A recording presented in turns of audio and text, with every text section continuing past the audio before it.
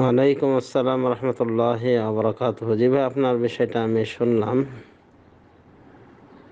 আপনারা ইনকাম বিষয়ে বলেছেন এবং বলেছেন যতটুকু ইনকাম হয় আপনার বিভিন্ন দিক থেকে, তাতে আপনার দিন আনা দিন খাওয়া হয়ে যায়, কথায় আপনার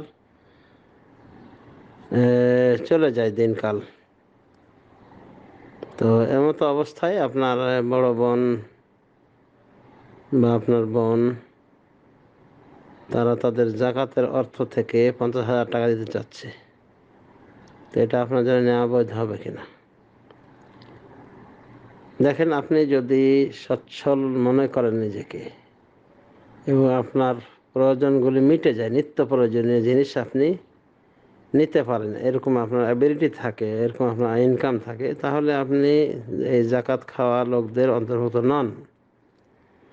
আর জাকাত বিধিবদ্ধ করা হয়েছে 8 শ্রেণীর ক্ষেত্রে। তাদের ভিতরে ফকির মিসকিন বিশেষ উল্লেখযোগ্য। তো আপনি যদি ফকির মিসকিনের অন্তর্ভুক্ত হন, তাহলে আপনি এই জাকাত খাওয়ার যোগ্য নতুবা নন, অথবা জাকাতের যোগ্য নন, জাকাত খাওয়ার যোগ্য হননি।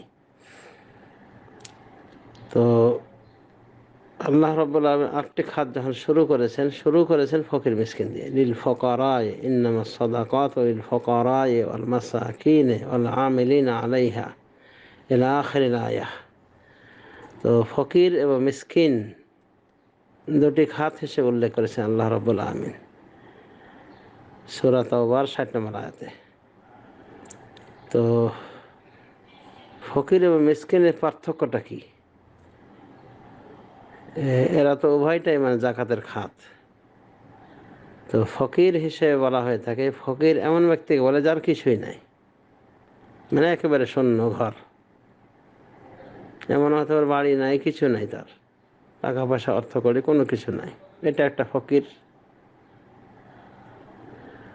আর একটা ফকিরের সঙ্গে বলা হচ্ছে আরেকটা বিষয়, যে যার নিকটে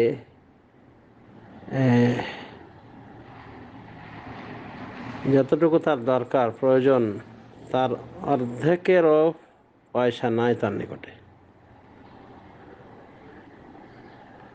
মানে একটা পরিবারে যদি 10,000 প্রয়োজন হয়, 10,000 টাকা, তো ফকির হলো ওই ব্যক্তি যার নিকটে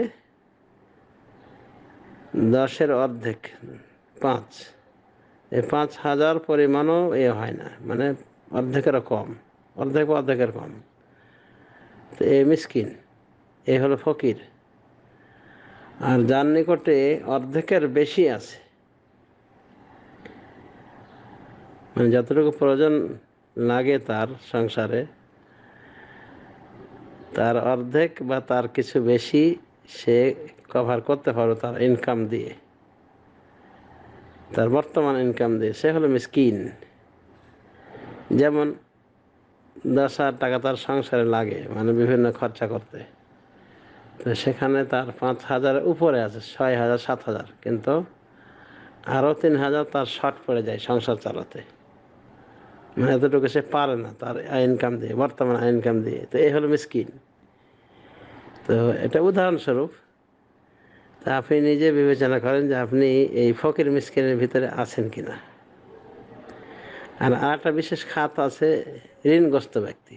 এমন ঋণগ্রস্ত ব্যক্তি যে বৈধ কাজে ঋণ করেছিল, কিন্তু সেটা শোধ দিতে পারবে না, সেটা পরিশোধের তার কোনো ক্ষমতা নেই। তো এই ব্যক্তিকেও সাহায্য করা যায়। এই ব্যক্তিও জাকাতের 8 খাতের এক খাত।